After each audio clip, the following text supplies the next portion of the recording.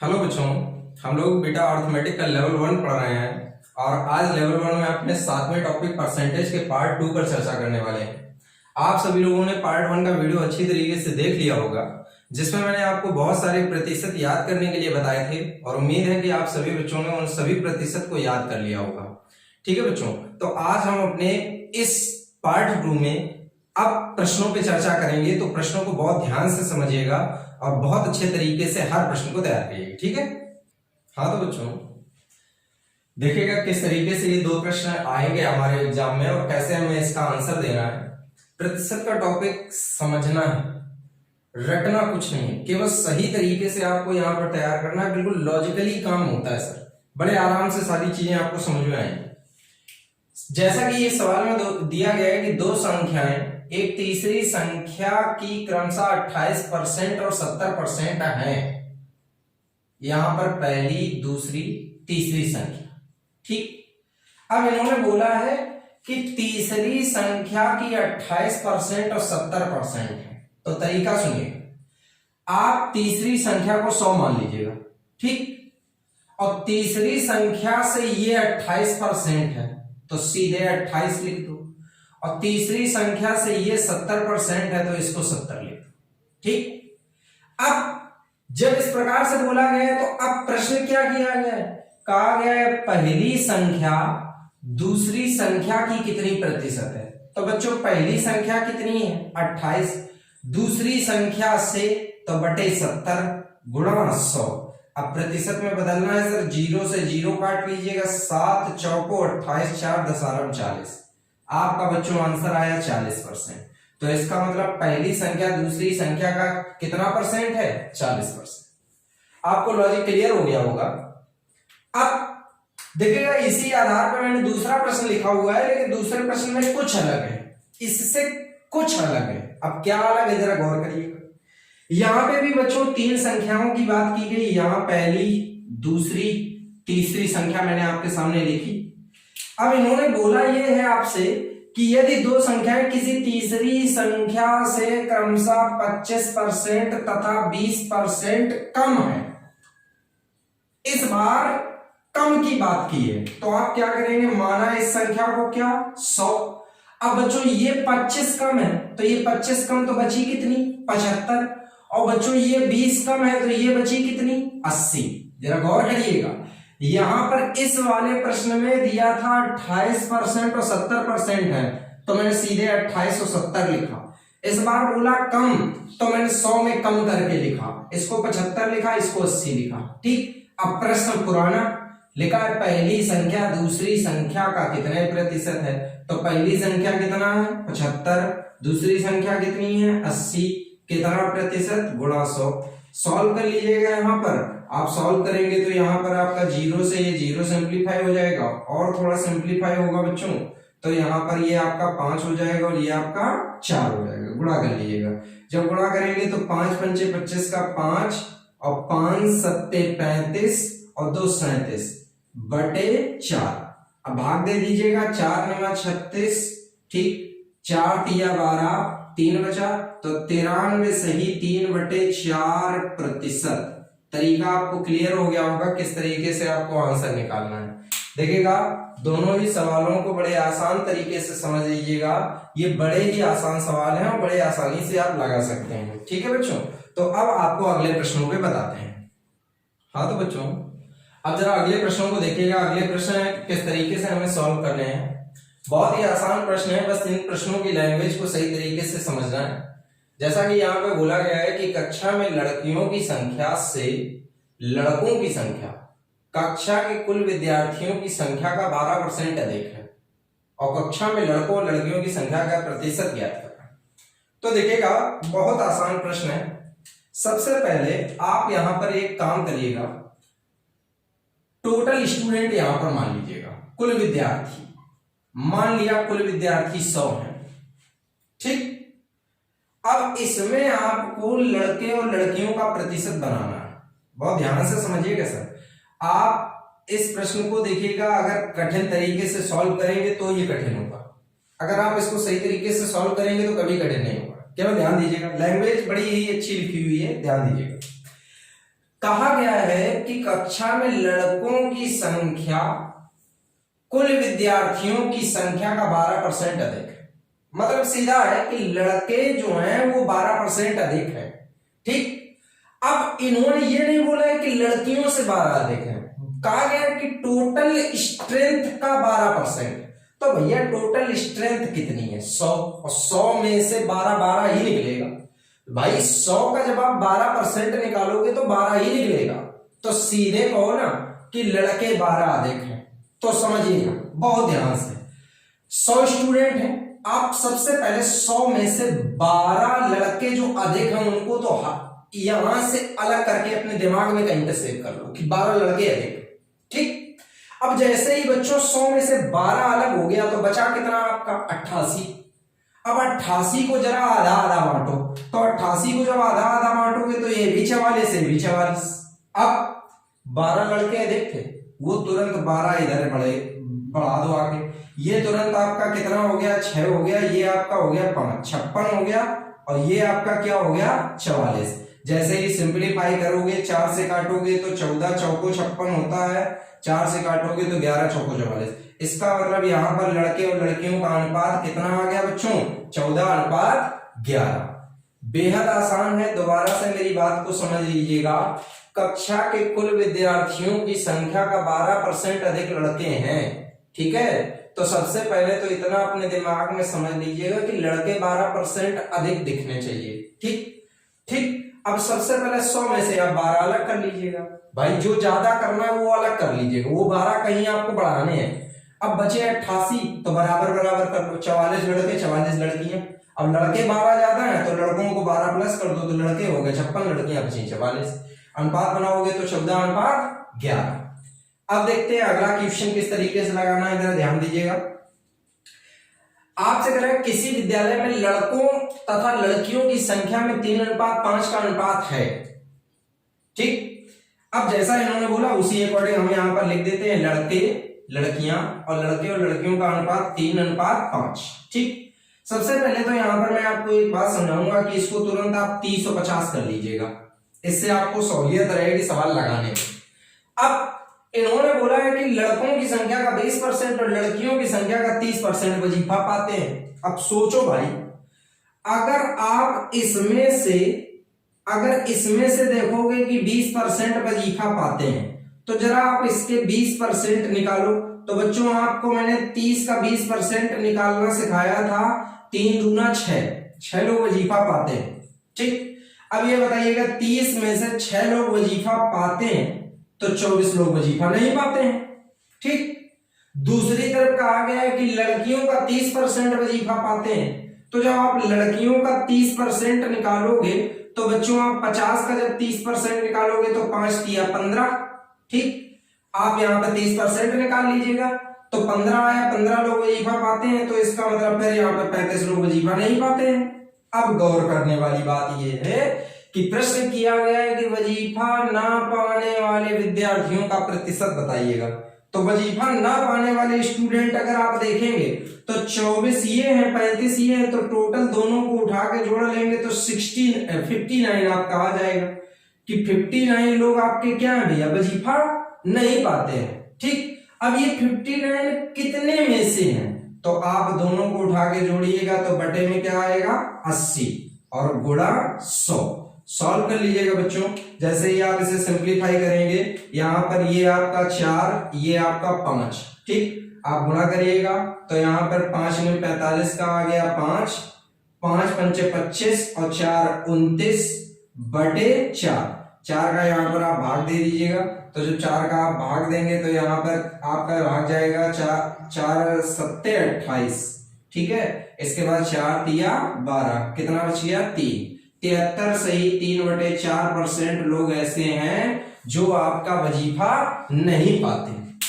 बहुत अच्छे तरीके से इन सवालों को समझ लीजिएगा, इन सवालों को समझकर नोट कर लीजिएगा। अगर किसी भी सवाल में आपको कोई डाउट आ रहा है तो आप उसको दोबारा से प्ले करके देखिएगा ताकि आपको कहीं कोई डाउट ना रह जाए। बहुत इंपॉर्टेंट क्वेश्चन है ये सभी आपके एग्जाम के लिए। चलो बच्चों अब देखते हैं अगले प्रश्न। हाँ तो बच्चों अब जरा इस प्रश्न को देखिएगा। ये प्रश्न आपको देखने में चाहे भले ही बड़ा लगे, लेकिन ये बेहद आसान प्रश्न होता है बच्चों। इसको आप बड़े ही आसान तरीके से सॉल्व कर सकते हैं। एक तरीके से ये प्रश्न सिर्फ जोड़ने और गुणा करने का प्रश्न है। देखिएगा किस तरीके से आप इसको सॉल्व करेंगे। जैसा कि इन्होंने कहा है कि गुप्ता जी अपनी आय का 17% मकान किराया तथा 28% बच्चों की शिक्षा पर तथा कुल आय का 13% यातायात पर खर्च करते हैं। बचत के रूप में 22% जीवन बीमा निगम में जमा करते हैं, जबकि 12% बैंक में। यदि अब उनके पास कुल 2400 रुपए बचे तो गुप्ता जी की कुल आय ज्ञात करो। देखिएगा इस सवाल में कहीं पे ऐसा नहीं बोला कि बचे हुए का इतना, बचे हुए का या शेष का इतना। इसका मतलब जो भी खर्च हो रहा वो मूल अमाउंट से नहीं खर्च हो रहा। थोड़ी देर के लिए यहां पर आप देखिएगा, मान लीजिएगा मूल अमाउंट 100 है।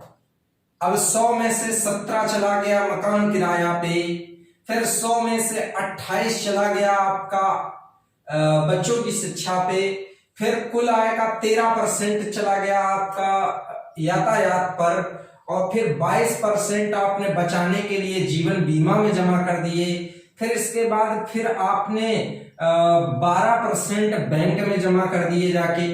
ठीक इस तरीके से आपने पैसा जमा किया।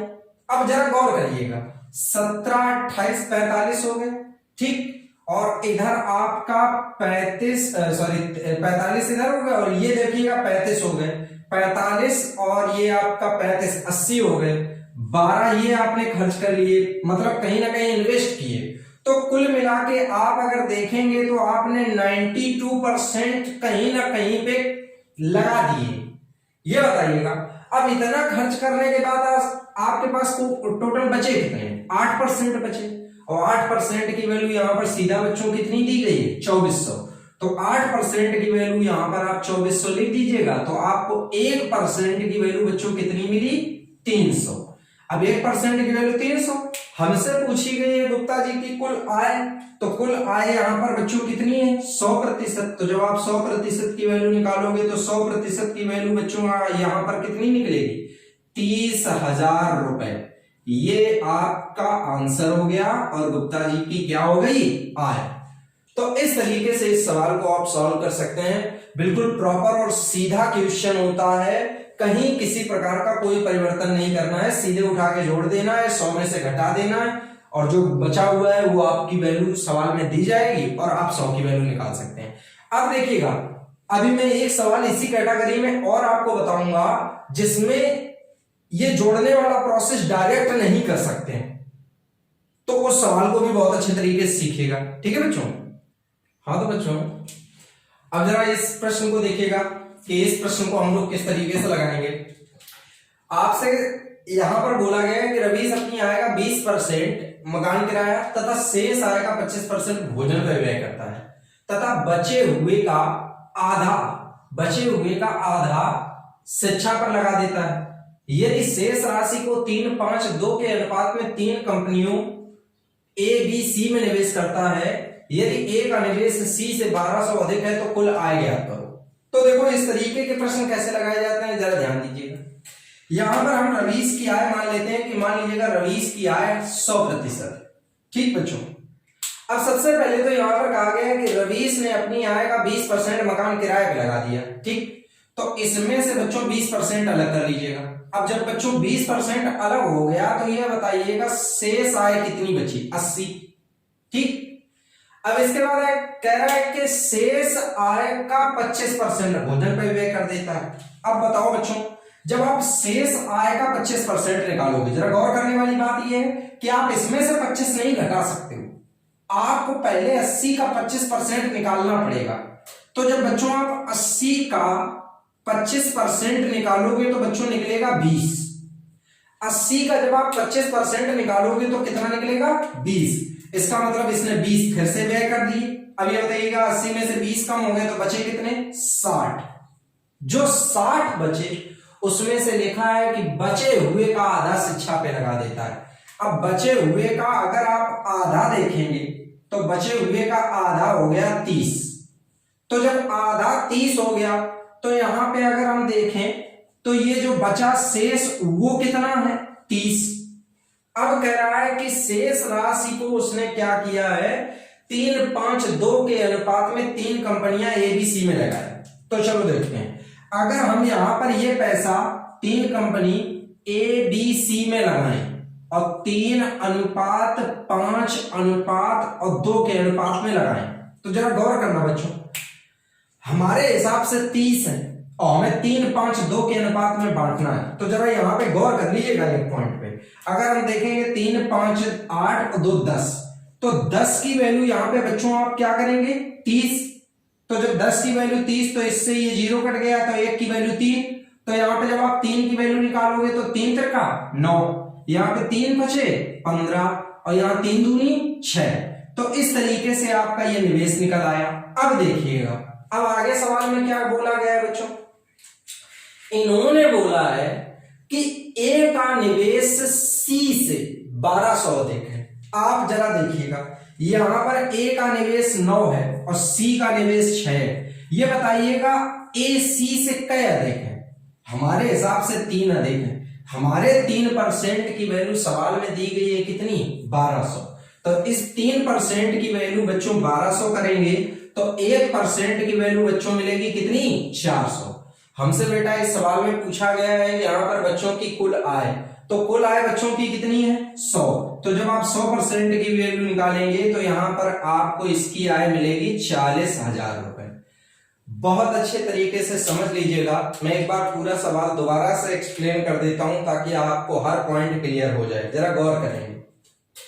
सबसे पहले यहाँ पे रवीश की आय हमने बच्चों क्या मानी, 100। इन्होंने बोला कि इसने अपनी आय का 20% मकान किराया दे दिया। तुरंत हमने 100 में से 20 अलग किया, मकान किराया में चला गया। ठीक, फिर आगे लिखा है कि शेष आय का 25% भोजन पर व्यय किया। अब यहां पर शेष आय हमारी बेटा थी 80, तो 80 का जब आपने 25% निकाला है बच्चों, तो 80 का बेटा 25% निकला है 20, तो आपने 20 भोजन पे व्यय कर दिया। अब आप 80 में से जब 20 भोजन पे व्यय कर दोगे तो यहां पर आपके पास अब बचे कितने, 60। लिखा है बचे हुए का आधा। बचे हुए का आधा कितना है, 30। ये आपने शिक्षा पे लगा दिया। अब शिक्षा पे लगाने के बाद लिखा है कि यदि शेष राशि को 3-5-2 के अनुपात में 3 कंपनी ABC में लगाया तो बचा हुआ आपके पास 30 है। आप 30 को जब 3 कंपनी ABC में लगाओगे तो 3-5-2 के अनुपात में लगा रहे हो बेटा, तो 3, 5, 8 और 2 10 की वैल्यू आप 30 लिख सकते हो। तो जब 10 की वैल्यू 30 होगी तो 1 की वैल्यू 3, तो ये 3 को 9%, 15%, 6% इस प्रकार से लिखेंगे। अब यहां पर बोला गया है कि A का निवेश C से 1200 अधिक है। तो देखो A का निवेश C से 1200 अधिक है, तुम्हारे हिसाब से A C से कै अधिक है, 3 की वैल्यू 1200, 1 की वैल्यू 400, तो 100 की वैल्यू 40,000। इस तरीके से आप इस सवाल को लगाएंगे। बहुत अच्छी तरीके से सवाल को समझ लीजिएगा, नोट कर लीजिएगा। अब हम आपको अगला प्रश्न बताते हैं। हाँ तो बच्चों, अब जरा अगले प्रश्नों को देखेगा। अगला प्रश्न किस तरीके से हमें सॉल्व करना है, देखिएगा। ये इस तरीके के प्रश्न आप लोगों ने परीक्षाओं में बहुत देखे होंगे। जरा देखिएगा इनको कैसे करना है। लिखा है एक छात्र को पास होने के लिए कुल अंकों का 33% प्राप्त होना आवश्यक है। मतलब पास होने के लिए 33% नंबर चाहिए। उसने कुल अंकों का 25% अंक प्राप्त किया और 40 अंकों से फेल हो गया, तो कुल अंकों की संख्या ज्ञात करो। तो बच्चों जरा सोचने वाली बात यह है कि पास होने के लिए बेटा चाहिए 33% नंबर, लेकिन ये लड़का 25% नंबर लाया। अब सोचो बच्चों कि अगर ये लड़का 40 अंक और ले आता, अगर 40 अंक और ले आता तो बच्चों ये लड़का पास हो जाता। इसका मतलब 40 अंक आते ही इसका परसेंट 33% पहुंच जाता। अब इस परसेंट को इधर ले आइएगा, तो जैसे आप परसेंट को परसेंट में लाएंगे तो 8% की वैल्यू बच्चों आपको क्या दिखेगी, 40। तो जब बच्चों 8% की वैल्यू आपकी 40 हो गई, तो यहाँ पर प्रतिशत से सॉल्व करिएगा। 8 पंचे 40, मतलब 1% की वैल्यू बेटा क्या आ गई, 5। और आपसे पूछा गया है कुल अंकों की संख्या, मतलब 100% की वैल्यू यहाँ पर बेटा कितनी निकलेगी, 500।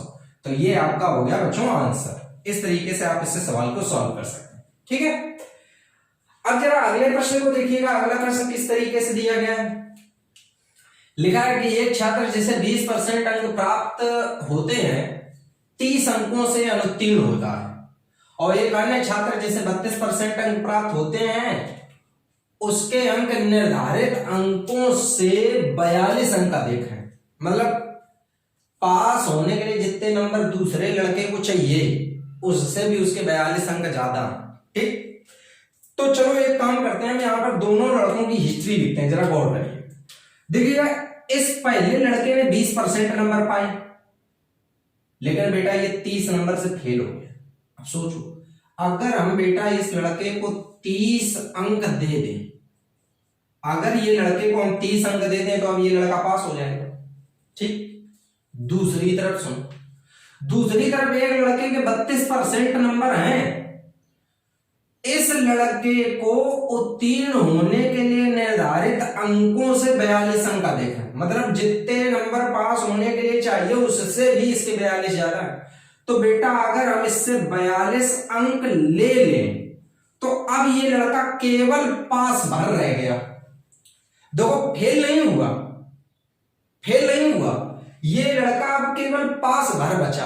अब जरा गौर करो, ये पहले वाला स्टूडेंट पास हो गया और वो पास भर रह गया, तो मतलब दोनों कैंडिडेट आपस में बराबर हो गए। अब परसेंट को परसेंट में घटाइएगा तो 12%, और नंबर को नंबर में जोड़िएगा तो आपका 72%। बच्चों 72 अंक, तो यहां पर आप देखेंगे 12% की वैल्यू 72 अंक आए, तो 12 से काट लीजिएगा, 12 × 72, तो 1% की वैल्यू कितने अंक, 6 अंक। तो बताओ बच्चों 100% की वैल्यू यहाँ पे कितनी, 600 अंक। इसका मतलब इस परीक्षा का पूर्णांक बच्चों कितना है, 600 अंक। तो किस तरीके से आप इन दोनों सवालों को लगाएंगे ये आपको अच्छी तरीके से समझ में आ गया होगा। बहुत आसान तरीके से आप इन दोनों सवालों को लगा सकते हैं और कहीं कोई आपको कभी कंफ्यूजन नहीं होगा। ठीक है बच्चों, तो इनको नोट कर लीजिएगा आप।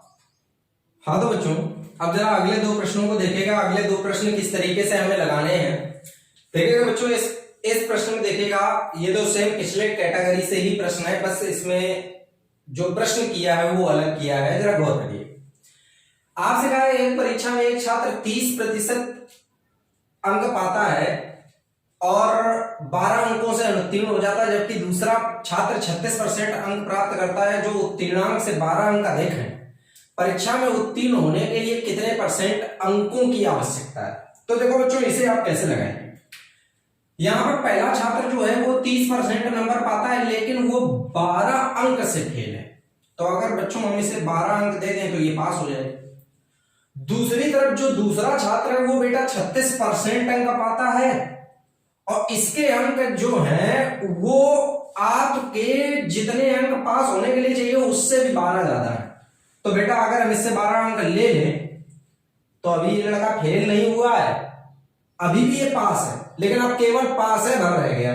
ठीक, अब ये पास हो गया, ये पास भर रह गया, तो अब दोनों कैंडिडेट आपस में कैसे हो गए, बराबर। तो जरा आप परसेंट को परसेंट में ले जाइएगा तो 6% और नंबर को नंबर में लाइएगा तो 24 अंक। तो 6% की वैल्यू 24 अंक हो गए। तो मतलब आप लिख सकते हैं 1% की वैल्यू 4 अंक। अब यहीं पे थोड़ा सा रुक जाइएगा। अगर आप समझदारी से आंसर देंगे तो आपको कैलकुलेशन भी नहीं करना पड़ेगा और आंसर भी जल्दी आ जाएगा। यहां पर आपका 1% की वैल्यू 4 अंक है। बेटा अगर आप 1% की वैल्यू 4 अंक कहोगे तो 4 अंकों को 1% भी तो बोल सकते हो। 4 अंक को अगर आप 1% बोलोगे तो जरा गौर करना, ये बताइएगा 12 अंक में 4 अंक कै बार आएंगे?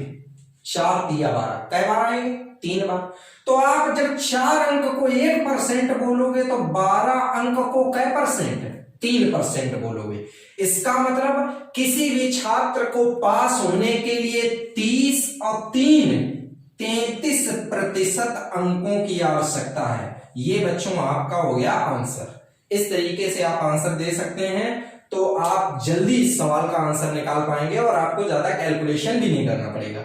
अच्छा, जो बच्चे चाहें कि हम इस तरीके से इस तरफ से सॉल्व कर लें तो भी आपका आंसर आ जाएगा। बेटा आप 4 अंक को यहां पे भी तो अगर देखोगे 4 अंक 1% तो 12 अंक 3%, तो 36 में जब 3 चले गए तो बचे कितने?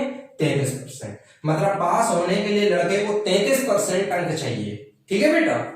अब जरा अगले प्रश्न को बहुत ध्यान से समझिएगा, क्योंकि अगला प्रश्न दिखने में भले ही आपको ऐसा लग रहा हो कि ये इस तरीके से है, लेकिन ये प्रश्न इस प्रश्न से बिल्कुल अलग है।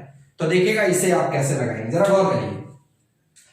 कहा गया है परीक्षा में हरि कुल अंकों का 80% से 8 अंक कम प्राप्त होता है और रवि को कुल अंकों का 70% से 5 अंक अधिक प्राप्त होते हैं।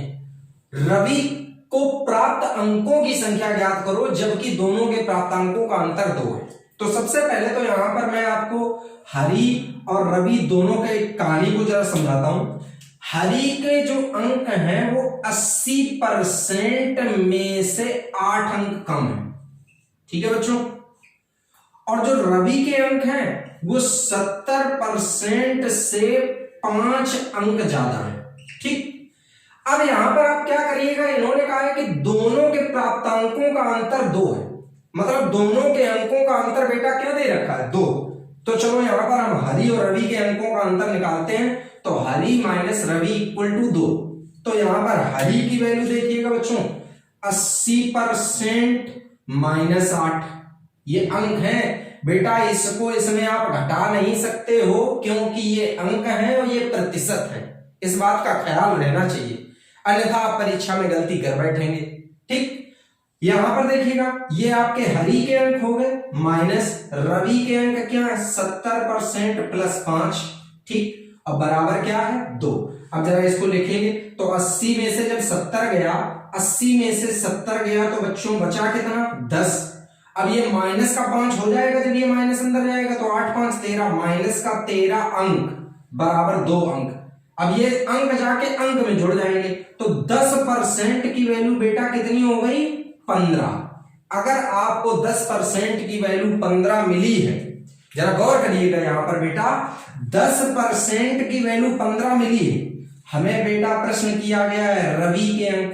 तो ये बताइए जब 10 को आप 15 बोल सकते हो तो 70 बनाने के लिए आप इसे 105 बोलोगे। 10 सत्ते 70, 15 सत्ते 105। इसका मतलब 70% की वैल्यू 105 अंक है।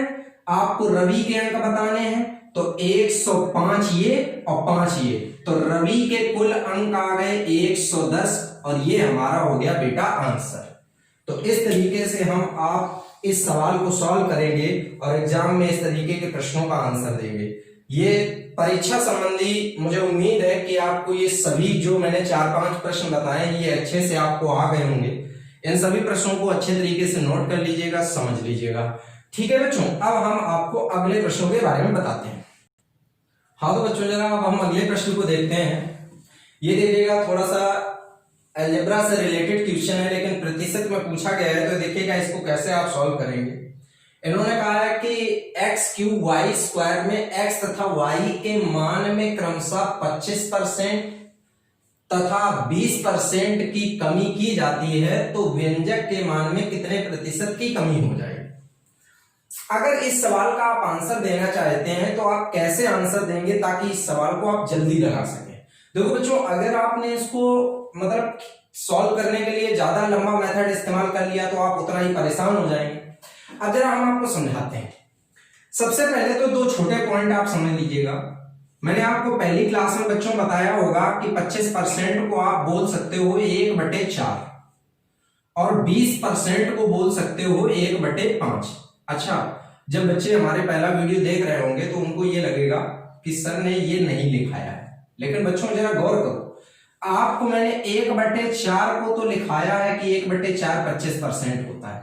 तो जब बेटा 1/4 25% होता है तो 1/25 4 कर सकते हैं। इस तरीके से हम सॉल्व करेंगे। इस तरीके से सही तरीके से अगर आप समझेंगे तो ये सारी चीजें आपको क्लियर हो जाएंगी। तो यहां पर आप यहां पर लिख सकते हो 25% को 1/4, 20% को 1/5। अब इन्होंने बोला क्या, जरा गौर करो। x के मान में 25% की कमी, जरा गौर करना, 25% की कमी अर्थात 1/4 की कमी। अब यहां पर सोचना, 1/4 की कमी होगी कि 4/1। तो समझ में आ रहा होगा 4 पर 1 कम होगा। तो जब बेटा 4 पर 1 कम होगा तो बचेगा कितना, 3/4। ठीक, तो ये बताइएगा x कितनी बार है, 3 बार। तो व्यंजक 3/4 गुणा 3/4 गुणा 3/4 हो गया है, क्योंकि 3 बार आपने व्यंजक को लिखा हुआ है। दूसरी तरफ 20% की कमी y में हो रही है। ये बताइए बच्चों 20% की कमी हो रही है कि 1/5 की कमी हो रही है? तो 1/5 की कमी हो रही है। 1/5 की कमी अर्थात 5 पर 1 की कमी। तो जब बेटा 5 पर 1 की कमी होगी तो वैल्यू हो जाएगी 4/5, मतलब 4/5 इंटू 4/5। अब आप इसको सॉल्व कर सकते हैं। जब आप इसे सॉल्व करेंगे तो 4 4 4 4 ये कट गया। अब आप गुणा कर लीजिएगा। जब आप गुणा करेंगे तो 3 त्रिका 9 दिया 27, 27 आ गया। यहां पर आ जाएगा 55 25 चौका 100, तो 27/100। अब जरा गौर से देखना, ये बताइएगा बच्चों व्यंजक आपका 27/100 बचा। गौर से सुनिए, व्यंजक आपका 27/100 बचा कि 100 में 27 बचा। इस बात को जरा गौर से सोचना, 27/100 बचा अर्थात 100 में 27 बचा। अब जब बेटा 100 में 27 बचा है तो आपसे पूछा गया है कितने प्रतिशत की कमी होगी।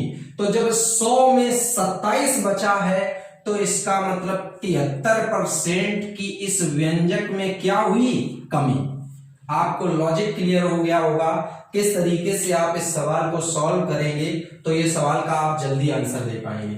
हर पॉइंट आपको बहुत अच्छे तरीके से समझना है। मैं आपसे एक बार फिर से कहता हूं कि प्रतिशत के प्रत्येक सवाल को, प्रत्येक वीडियो को बहुत ध्यानपूर्वक देखिएगा। मैं आपको ये समझाना चाहता हूं कि अर्थमेटिक का ये एक बहुत अहम हिस्सा आप पढ़ रहे हैं, जिसके माध्यम से आपको आगे के कई टॉपिक क्लियर हो जाएंगे और कई चैप्टर इतने आसान बन जाएंगे प्रतिशत के माध्यम से कि उन बड़े बड़े चैप्टरों को आप आसानी से सॉल्व कर पाएंगे। ठीक है बच्चों।